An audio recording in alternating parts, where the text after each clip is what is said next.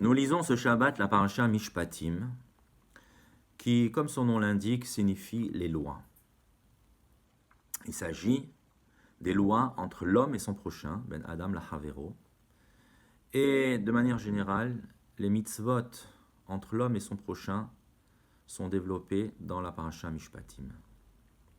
De manière inattendue, la première mitzvah qui débute au deuxième verset, qui tikne eved ivri sheshanim ya'avod uvasheveit yetzelachav shehinam, cette première mitzvah qui est évoquée en tout premier lieu, c'est la mitzvah du eved ivri, du serviteur hébreu.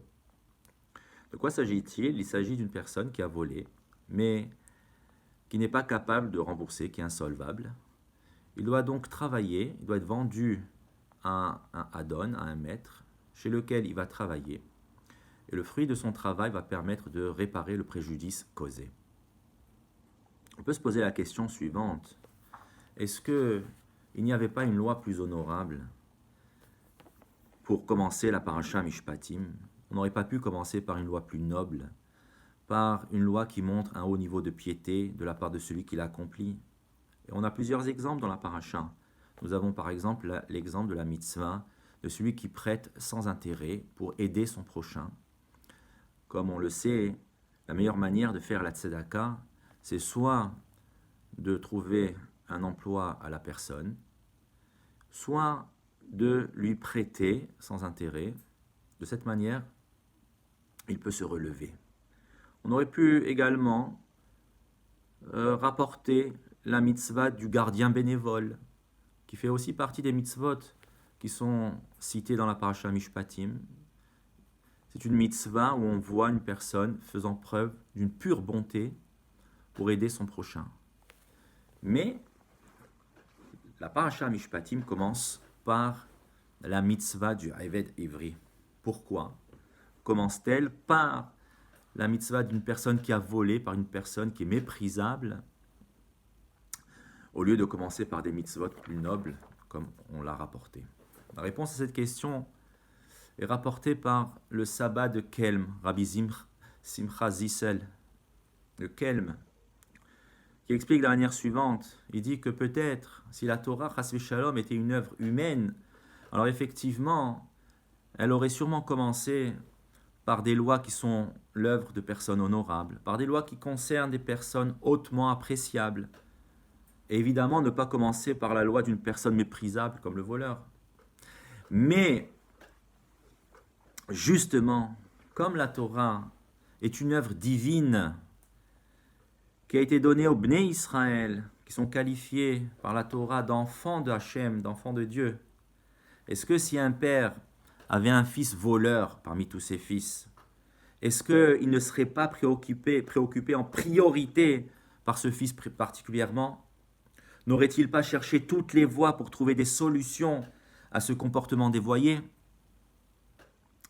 C'est la raison pour laquelle la paracha Mishpatim commence par cette loi, par la personne qui est au plus bas de l'échelle sociale, qui est une personne méprisable, pour montrer justement la préoccupation de Hachem envers les personnes les plus fragiles.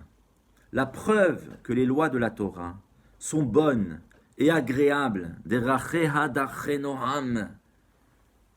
on voit que la Torah a prévu que ce Eved Ivri, cette personne qui a volé, sera vendue à un maître en tant que serviteur.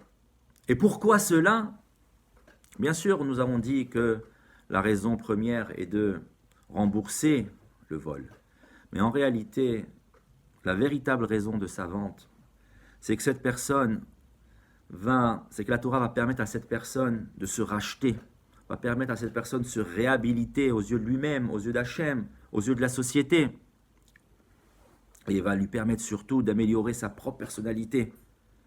Parce que, comme nous l'explique le Talmud au sujet de la loi du Eved Ivri, évidemment c'est dans le Talmud que cette loi est développée abondamment, le Beddin va vendre cette personne à un homme de grande valeur morale, il ne va pas le vendre à n'importe qui.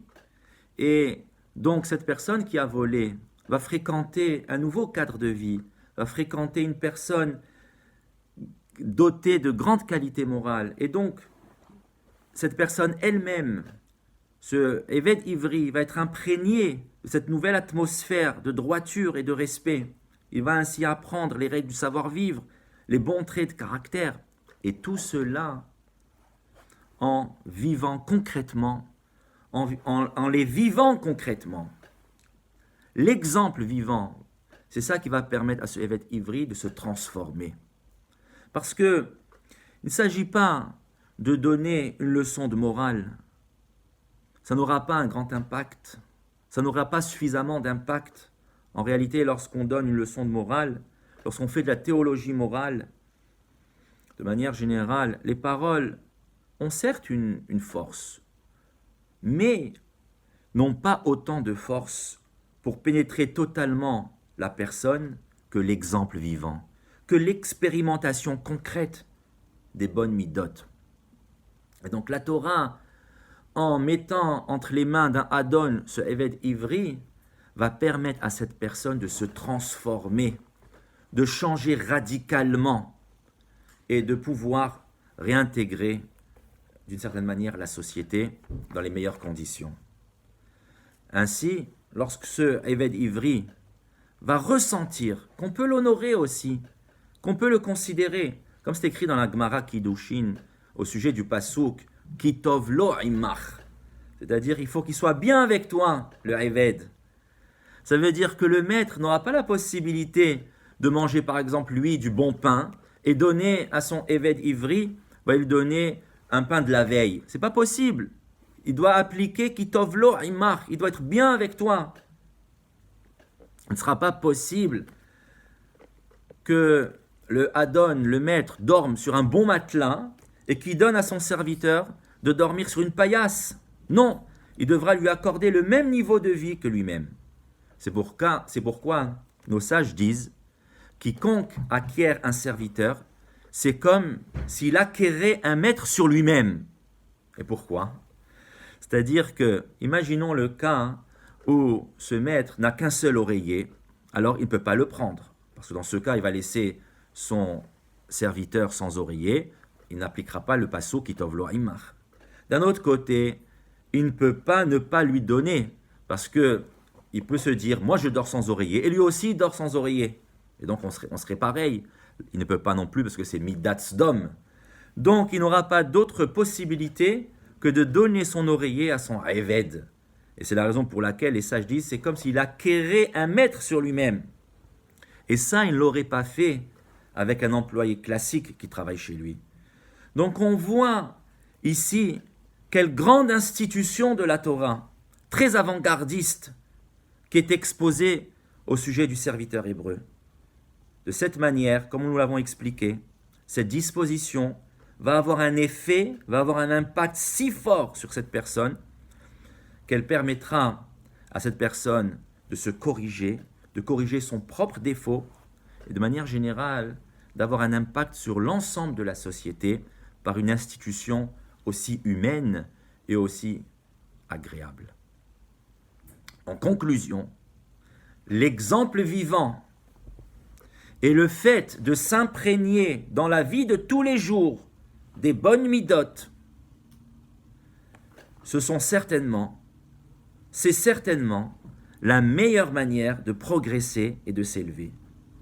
C'est un des enseignements que l'on apprend aussi de la loi du serviteur hébreu. Shabbat Shalom, chers amis.